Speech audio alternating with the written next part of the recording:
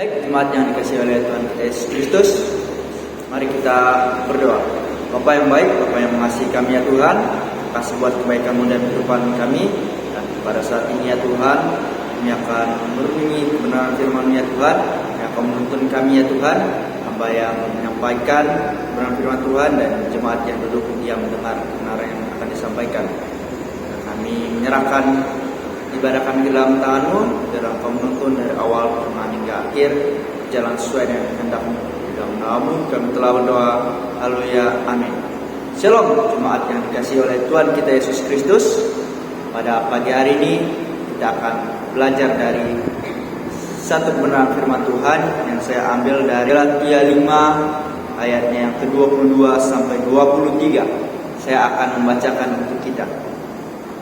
Tetapi buah roh ialah kasih, sukacita, damai sejahtera, kesabaran, kemurahan, kebaikan, kesetiaan, lemah lembutan, penguasaan diri.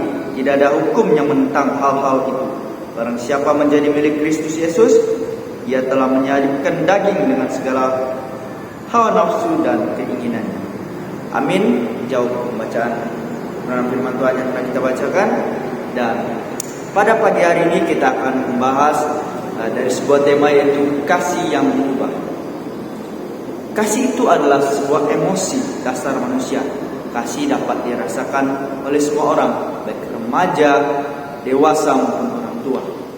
Kasih dapat dirasakan terhadap siapa saja, baik kepada keluarga, teman, pasangan, pun bahkan orang yang belum dikenal sekalipun. Kasih dimiliki oleh semua orang. Dan manfaat dari kasih itu sendiri adalah kasih memiliki manfaat, yaitu dapat membuat orang merasa bahagia, dicintai dan diterima. Kasih juga dapat mendorong orang berbuat baik dan membantu orang lain. Ketika kita memiliki kasih, ketika kita memberikan kasih kepada sesama maupun sebaliknya orang memberikan kita kasih, maka kita akan merasa bahagia seperti itu. Selanjutnya, kasih menurut teologi, kasih itu adalah salah satu atribut Tuhan. Kasih Allah adalah kasih yang sempurna, tanpa syarat dan tidak terbatas. Betul sekali saudara-saudari yang dikasihi oleh Tuhan kita Yesus Kristus, bahwa hal itu tidak memandang siapapun juga, baik miskin, kaya, tua, muda, dia tetap mengasihi tanpa memandang itu siapa. Kasih Allah itu tidak terbatas. Dia akan memberikan kasihnya kepada siapapun yang dia inginkan. Posisinya bagi kita, kasih Allah mengubah orang percaya menjadi lebih sabar dan pengertian. Jika kita memiliki kasih Allah itu, maka dalam segala hal kita bisa bersabar. Jika orang membuat kita emosi, marah, kita bisa menahan hal itu. Kenapa? Karena kita memiliki kasih di dalam diri kita. Itu kasih Allah. Selanjutnya, kalimat tanya bagi kita semua, saudara-saudari, apa kita sudah hidup dalam kasih? Kita dapat merenunginya dalam diri kita masing-masing. Maka kita sudah memiliki kasih kepada sesama dan juga kepada Tuhan.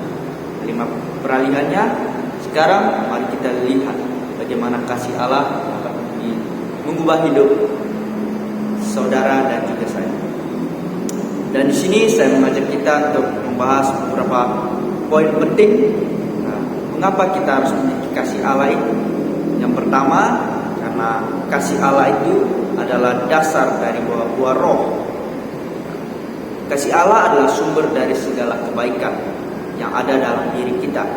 Ketika kita telah dipenuhi oleh kasih Allah itu, kita akan menjadi pribadi yang lebih baik, pribadi yang penuh dengan kasih, sukacita, damai sejahtera, kesabaran, kemurahan, kebaikan, kesetiaan dan penguasaan diri. Jika kita telah memiliki kasih Allah, maka hal-hal ini sudah ada dalam diri kita pribadi demi pribadi. Selanjutnya, mengapa kita harus memiliki kasih Allah? Karena kasih Allah membawa sukacita. Sukacita sejati adalah sukacita yang tidak bergantung pada keadaan di luar kita, tapi pada hubungan kita dengan Allah. Sukacita ini akan membuat kita selalu bersyukur atas segala berkat Tuhan dan selalu optimis dalam menghadapi berbagai tantangan hidup. Ya, kita selalu percaya bahwa sukacita dari Allah itu selalu ada ketika kita menghadapi kesulitan, mengalami cobaan. Kita harus tetap bersukacita. Karena apa? Tuhan selalu menolong kita. Seperti itu, teman-teman. Kita harus optimis bahwa Tuhan masih mengasihi kita, dan Tuhan akan selalu ada buat kita untuk menolong kita. Selanjutnya, mengapa kita harus memiliki kasih Allah? Karena kasih Allah membawa damai sejahtera. Kasih Allah sumber dari damai sejahtera. Damai sejahtera adalah keadaan tenang dan tentram yang tidak dipengaruhi oleh keadaan di luar diri kita. Damai sejahtera ini akan membuat kita mampu menghadapi berbagai masalah dengan tenang dan bijaksana. Jika kita memiliki kasih Allah, maka kita akan memperoleh damai sejahtera. Jika kita dalam sebuah masalah, kita bisa tenang menghadapinya, kepala dingin, bukan dengan kemarahan. Seperti itu, kita bisa bijaksana dalam mengatasi segala masalah. Selanjutnya, mengapa kita harus memiliki kasih Allah? Karena kasih Allah membuat kita sabar. Kasih Allah adalah sumber kesabaran dalam kehidupan kita. Karena kesabaran adalah kemampuan untuk menahan diri dari kemarahan dan emosi negatif lainnya. Kesabaran ini akan membuat kita mampu menghadapi orang lain dengan penuh pengertian dan kasih. Jika orang marah kepada kita, jika orang tidak suka kepada kita, jika orang mengajak kita berkelahi, kita bisa sabar atas hal tersebut.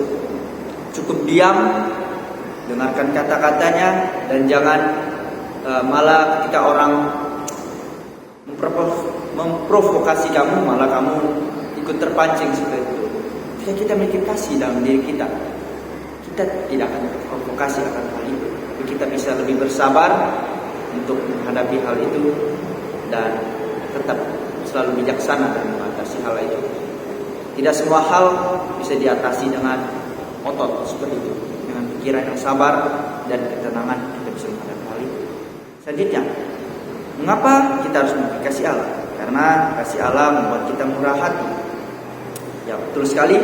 Kemurahan hati itu adalah sikap yang mau membantu dan mengasihi orang lain tanpa memabrik. Kita melihat orang di luar sana yang tidak kita kenal, yang merasa dia kesusahan, ketika kita memiliki kasih Allah itu, kita bisa berbelas kasihan kepada dia. Berikan, tidak perlu banyak, apa yang ada pada kita, berikanlah. Karena dari hal yang sedikit yang kita berikan itu sangat berarti bagi orang lain. Seperti itu. Begitu juga Tuhan mengasihi kita harus mengasihi sesama kita. Kemurahan hati akan membuat kita menjadi pribadi yang suka menolong dan peduli terhadap sesama. Seperti tadi, kita menolong sesama yang tidak kita kenal, itu karena kita memiliki kasih Allah. Dan aplikasinya dalam diri kita harus saling mengasihi dan melayani sesama. Kasih Allah yang ada di dalam kita akan terpancar melalui tindakan kita untuk menolong orang lain. Karena kita saling mengasihi dan melayani sesama, baik sesama kita maupun orang lain, kita harus mengasihi. Kalau orang membenci kita, walaupun orang tidak suka kepada kita, tetap lakukan yang terbaik. Ikuti setiap perintah Tuhan, yaitu mengasihi sesama. Implikasinya, kasih Allah membuat kita menjadi pribadi yang lebih mengasihi. Kita akan lebih mudah mengasihi sesama, bahkan mereka yang berbeda dari kita. Itu orang-orang di luar Kristen seperti itu. Kasih Allah membuat kita menjadi pribadi yang lebih bersukacita. Kita akan lebih mudah menemukan sukacita dalam hidup ini. Kenapa? Kita memiliki kasih Allah. Bahkan di tengah kesulitan pun, kasih Allah membuat kita menjadi pribadi yang lebih damai dan sejahtera. Kita akan lebih mudah merasakan damai sejahtera dan hidup, bahkan di tengah gejolak dunia. Kasih Allah membuat kita menjadi pribadi yang lebih sabar. Kita akan lebih sabar menghadapi orang lain, bahkan mereka yang buat kita marah pun kita akan bisa sabar. Kenapa?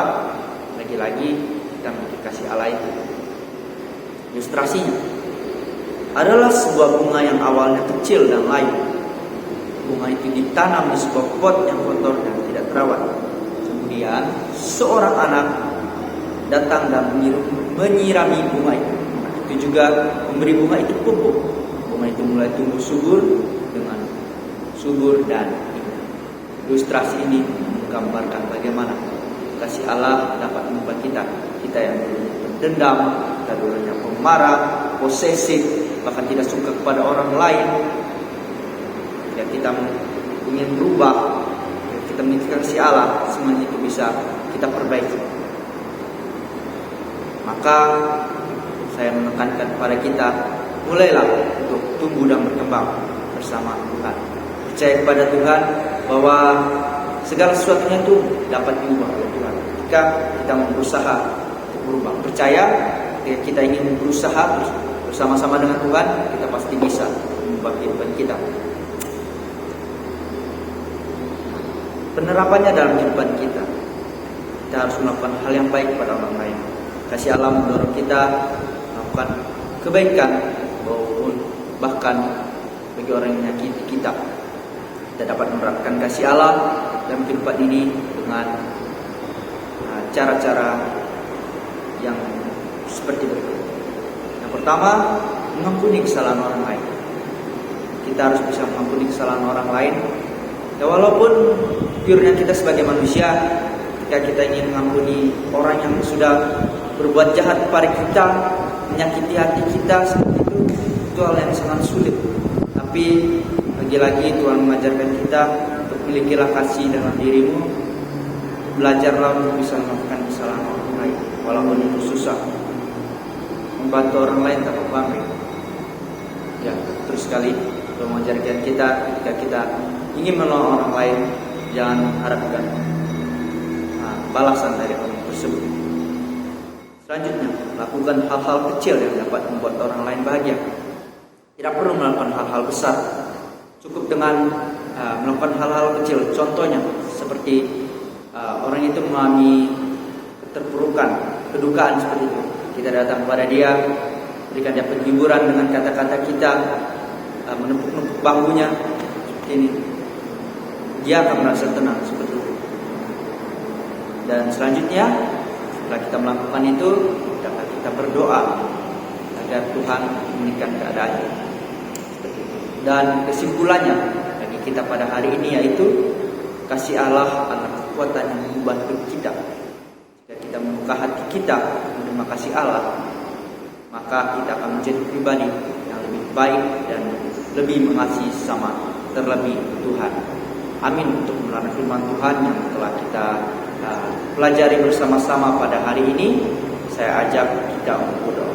Bapa yang baik, Bapa yang mengasihi kami, terima kasih buat firman pada hari ini ya Tuhan, telah mengajarkan kami untuk saling mengasihi sesama kami, terlebih Engkau ya Tuhan. Kami serahkan ibadah kami selanjutnya ke dalam tangan-Mu ya Tuhan, hanya di dalam nama-Mu. Haleluya.